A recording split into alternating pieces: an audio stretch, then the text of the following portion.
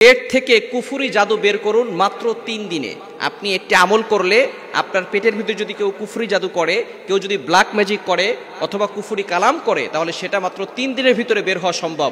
কোনো কবিরাজের কাছে যেতে হবে না, কেননা কবিরাজের কাছে গেলে অনেক সময় কবিরাজরা বিভিন্ন ধরনের জিন চালান করে দিয়ে সমস্যা থাকুক আর না থাকুক আপনাকে বিপদে ফেলতে পারে। কিন্তু ব্ল্যাক ম্যাজিক জাদুটনা কুফরি কালাম এটা সত্য, এটা কিন্তু নবীজি সাল্লাল্লাহু আলাইহি সাল্লামের দ্বারা প্রমাণিত হয়। নবীজি সাল্লাল্লাহু আলাইহি সাল্লামকেও কিন্তু জাদুটনা করা হয়েছিল। এক ইহুদি মহিলা লাবিদ ইবনে আসাম নবীজি সাল্লাল্লাহু আলাইহি সাল্লামের চুল মোবারক নিয়ে 11টা গিরা দিয়ে জাদু করেছিল। নবী সাল্লাল্লাহু আলাইহি সাল্লাম অসুস্থ হয়ে পড়েছিলেন। ফাইনালি শেষ পর্যন্ত আল্লাহ পাক রব্বুল আলামিন জিবরাইল সালামের মাধ্যমে জানিয়ে দিয়েছেন যে আপনাকে জাদু করা হয়েছে। আল্লাহ পাক রব্বুল আলামিন 2টা সূরা নাজিল করেছেন, সূরা ফালাক আর সূরা নাস। এই সূরা ফালাক এবং নাস দিয়ে নবীজি সাল্লাল্লাহু আলাইহি সাল্লাম 11টা আয়াত ছিল, 11টা আয়াত করে ফু দিয়েছে, সাথে সাথে 11টা গিরা খুলে গিয়ে নবীজি সাল্লাল্লাহু আলাইহি সাল্লাম সম্পূর্ণ সুস্থ হয়েছেন। এজন্য শুধু সূরা ফালাক এবং নাস দিয়েই একজন মানুষ কুফরি কালাম আর জাদুটোনা থেকে বেঁচে যাওয়া সম্ভব। কিন্তু অনেক সময় কবিরাজরা কুফরি কালাম করে, আপনাকে বলে যে কুফরি কালাম ছাড়া এই জাদু সরবে না। মনে রাখবেন, কোরআনের থেকে বড় কোনো শক্তি আর পৃথিবীতে হতে পারে না। শুধু সূরা ফালাক এবং সূরা নাস দিয়ে যদি নবীজি সাল্লাল্লাহু আলাইহি সাল্লামের জাদু কেটে দেওয়া সম্ভব হয়, তাহলে আপনার জাদু কাটার জন্য কেন কুফরি কালাম লাগবে? এজন্য ইয়াকিন থাকতে হবে, বিশ্বাস থাকতে হবে। আপনার পেটের ভিতরে অনেক সময় জাদু করে, কেউ শিকড় খাওয়ায়, গাছের শিকড় খাওয়ায়, কিছু খাওয়ানোর মাধ্যমে পেটের ভিতরে জাদু করে। আর পেট যদি ঠিক না থাকে তাহলে কিন্তু আপনার কেমন যেন দুনিয়াটাই অস্থির হয়ে যায়। আমাদের পেট ঠিক থাকলে সব ঠিক থাকে। আমাদের আমদানি আর রপ্তানি যদি ঠিক থাকে তাহলে সব ঠিক থাকবে, ঠিক কি না? খাবার যখন পেটে যাবে তখন আমরা ভালো থাকবো, এবং খাবারটা যখন বের হয়ে যাবে তখনই ভালো থাকবো। এখন খাবার যদি পেটে না যায়, আবার সেই পেট থেকে যদি খাবার বের না হয়, তাহলে কিন্তু মানুষ অসুস্থ। এই জন্য এই পেটে অনেক সময় অনেক মানুষ ব্ল্যাক ম্যাজিক করে, জাদুটোনা করে। এই পেটের জাদু কাটার জন্য আপনি কি করবেন? প্রথমে অজু করবেন এবং শুদ্ধ করে কোরআন পড়তে হবে। কোরআন পড়া আপনাকে জানতে হবে। দিনে 3 বার এই আমলটি করতে হবে।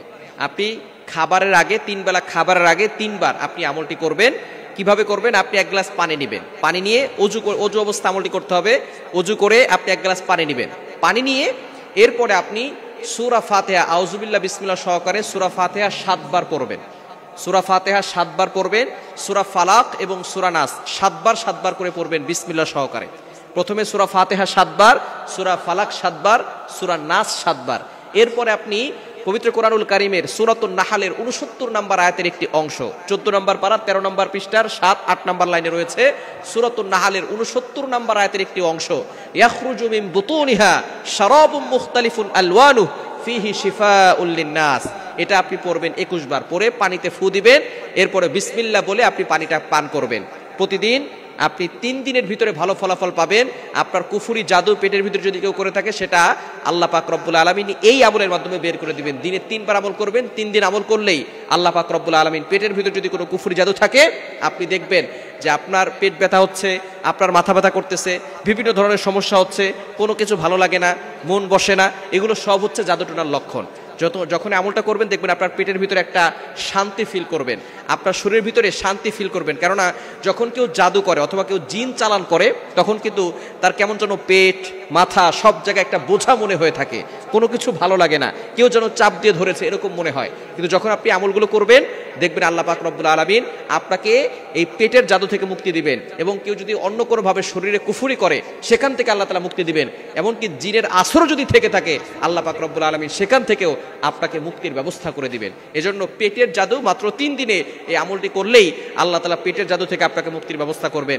জাদুটোনা থেকে, কুফরি কালাম থেকে আল্লাহ তাআলা আপনাকে হেফাজত করবেন।